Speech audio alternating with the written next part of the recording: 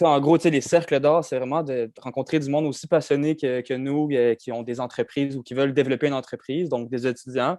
Puis je me suis dit, pourquoi pas créer un réseau, un cercle qui brise la solitude, qui permet de rencontrer d'autres entrepreneurs, puis pourquoi pas de faire des liens. Donc, c'est de commencer par le why, ensuite, là, après, tu fais le comment, donc, puis ensuite, tu finis par le quoi. Puis ça, c'est parce que le why, ça contrôle les décisions et ça crée des émotions. Donc, c'est bien de créer des émotions, comme ça, les mondes, ils peuvent être vraiment acheter ton produit, puis pas devenir rationnel puis y repenser 2 fois avant d'acheter ton produit. Différencier une personne successful d'une personne non successful, c'est le courage. Moi, quand j'ai démarré Clothies, j'avais pas la notion du plan d'affaires. Donc, je me suis juste lancé, j'ai juste essayé des trucs.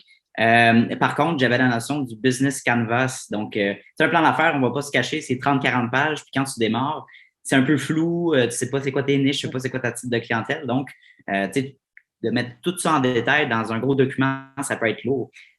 Puis surtout quand tu es jeune. Donc, ce que je conseille de faire, c'est un business canvas. Donc, c'est vraiment quelques points clés pour démarrer ton entreprise. C'est le bootstrapping, by the way, je sais pas si vous savez c'est quoi, mais c'est vraiment de faire avec les moyens du bord, comme on dit au Québec. Là. C'est soit tu dépenses ton temps ou soit tu dépenses ton argent.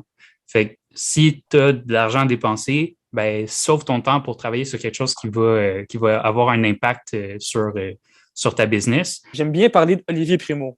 Je ne sais pas si vous connaissez bien son histoire, mais lui, c'est le genre de gars qui va tout le temps sortir des nouveaux produits, tout le temps des affaires nouveaux, innovants. Ouais. Il y a souvent des idées, puis on dirait qu'il a réussi à créer une communauté de près de 700 000, 800 000 personnes. Ça fait que dès qu'il y a quelque chose, le monde, comme tu disais tantôt, Anthony, de créer un podcast ou créer un branding par rapport à l'entour de toi, tu sais, le monde, il achète les produits d'Olivier Primo, mais plus parce que c'est juste des bons produits, parce qu'il y a sa face dessus. Si tu veux avoir, mettons, là, du financement, les banquiers vont se dire, soit est-ce que c'est une bonne cause puis ça va avoir un bon impact sur le futur, ouais.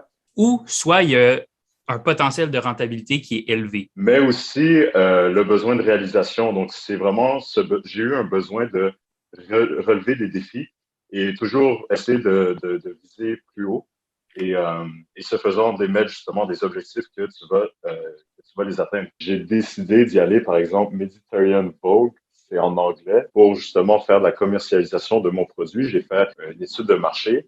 Ensuite, j'ai dû élaborer et tester mes produits, qu'est-ce qui fonctionne pas. Par la suite, créer un persona, éventuellement créer et élaborer une stratégie marketing qui peut aller de par exemple, de payer des annonces sur Google ou bien vraiment mettre beaucoup de contenu. Donc, vraiment y aller de façon either organique ou bien payée. Mais un de mes conseils, c'est arrête de niaiser. Lance-toi. Tu es dans le début de ta vingtaine, là, tu vis chez tes parents, tu n'as presque pas de dépenses à faire. Là.